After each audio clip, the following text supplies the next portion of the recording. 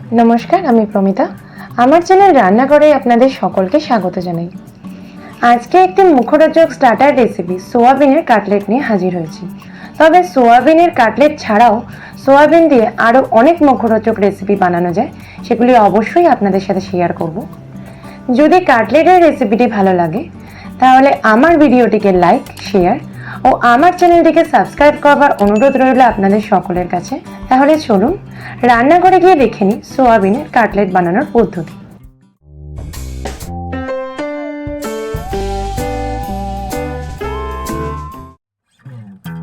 Soybean cutlet বানানোর জন্য সামান্য কড়াইতে একটু জল দিয়ে জল গরম হওয়া পর্যন্ত অপেক্ষা করে নিচ্ছি। জল গরম হয়ে গেলে এর মধ্যে দিয়ে দিচ্ছি 100 গ্রামের মতো সোয়াবিন আর 5 মিনিটের জন্য এটা চাপা দিয়ে দিচ্ছি।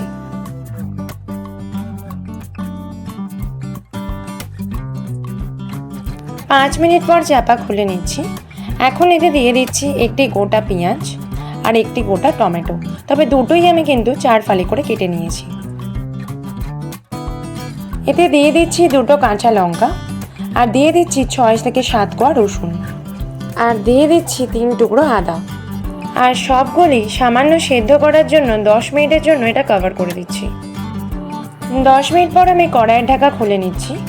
দেখুন এগুলো খুব ভালোভাবে সেদ্ধ হয়ে গেছে আর সোয়াবিনগুলোও কিন্তু খুব ভালোভাবে ফুলে উঠেছে। এখন আমি কড়াই থেকে তুলে নিয়ে সমস্ত কিছু একটি মিক্সিং জারের মধ্যে দিয়ে একটি পেস্ট আমি বানিয়ে নেব। সোয়া বড়ির মধ্যে প্রচুর পরিমাণে প্রোটিন রয়েছে, যা কিন্তু আমাদের স্বাস্থ্য গঠনে খুবই সাহায্য করে, তবে সেটা অবশ্যই যেখানে মশলা কম প্রয়োগ করা হবে। দেখুন পেস্ট কিন্তু আমার বানানো হয়ে গেছে।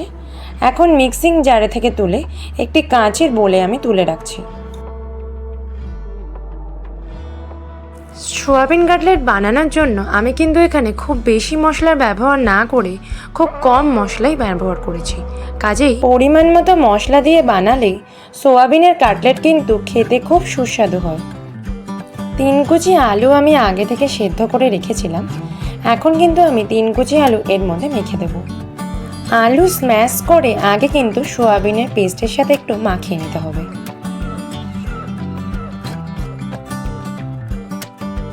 আলু কিন্তু ভালোভাবে স্ম্যাশ করে আমি সোয়াবিনের পেস্টের সাথে মাখিয়ে নিয়েছি। এখন এর মধ্যে দিয়ে দিচ্ছি 1 চামচ পরিমাণ কর্নফ্লাওয়ার আর 1 চামচ পরিমাণ বেসন। আর এখন আমি এতে একটু মশলার ব্যবহার করব। আগে স্বাদ মতো একটু নুন আমি দিয়ে দিচ্ছি। দিয়ে দিচ্ছি 1/2 চামচ পরিমাণ হলুদ গুঁড়ো, 1/2 চামচ পরিমাণ জিরে গুঁড়ো, 1/2 চামচ পরিমাণ ধনে গুঁড়ো, সামান্য একটু কালো মরিচ গুঁড়ো আর 1 চামচ পরিমাণ কাশ্মীরি লঙ্কার গুঁড়ো। সমস্ত মশলাগুলি সোয়াবিন আলুর পেস্টের সাথে আমি ভালোভাবে মিশিয়ে নিচ্ছি। এখন সমস্ত মশলাগুলিকে ভালোভাবে মিশিয়ে নিয়ে এখন আমি একটু কনসিস্টেন্সিটা দেখিয়ে দিচ্ছি ঠিক কীরকম হওয়া দরকার। তবে যদি কনসিস্টেন্সি আপনাদের একটু পাতলা হয়ে যায় সেখানে আপনারা একটু বেশি কর্নফ্লাওয়ার ব্যবহার করতে পারেন।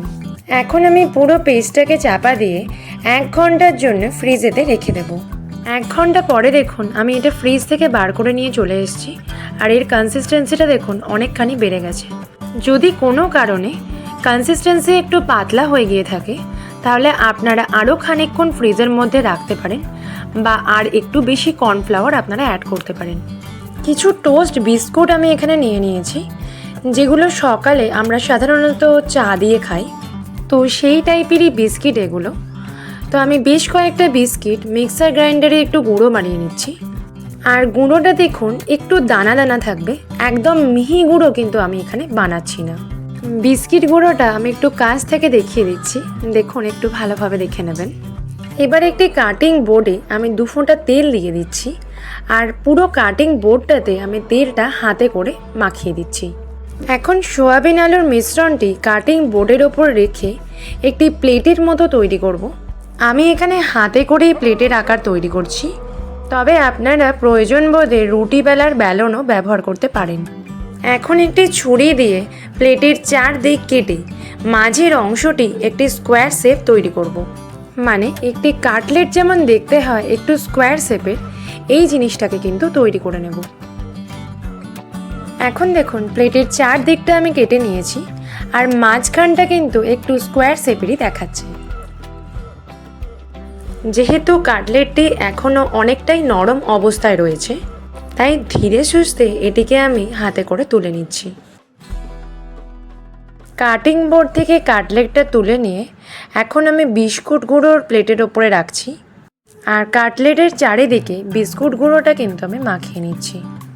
বিস্কুট গুঁড়োটা মাখানো হয়ে গেলে কাটলেটটা যেরকম আগে নরম মনে হচ্ছিল বা তপতপ করছিল, সেরকম কিন্তু আর মনে হবে না।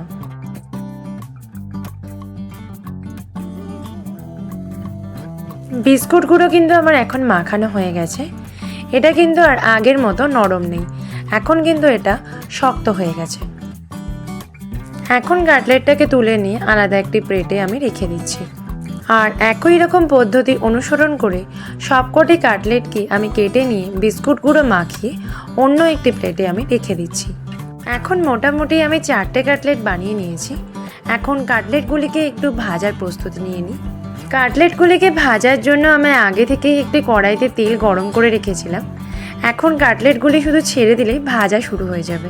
কাটলেটগুলি ভাজার সময় এখন আমি গ্যাসের ফ্লেমটা মিডিয়ামে রেখে দিচ্ছি, কারণ গ্যাসের ফ্লেম হাই থাকলে কাটলেটগুলি পুড়ে যাওয়ার সম্ভাবনা থাকে, আর খুব কম হয়ে গেলে কাটলেটগুলি কাঁচা থাকার সম্ভাবনা থাকে। তাই খুব মিডিয়াম ফ্লেমে কাটলেটগুলো আমি ভেজে নিচ্ছি। যেহেতু কাটলেটগুলি একটু বড় আকারের বানিয়েছি আমি, তাই জন্য এগুলি ভাজতে একটু সময় লাগবে। একদিক ভাজা হয়ে গেলে, ব্রাউন হয়ে গেলে আরেক দিকটা আমি পাল্টে দেবো।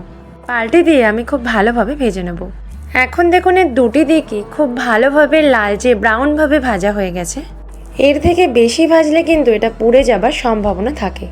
এখন এটিকে আমি তুলে নিয়ে একটি আলাদা পাত্রে রেখে দেবো। বানিয়ে রাখা সবকটি কাটলেটকে আমি একই রকমভাবে ভেজে নিচ্ছি।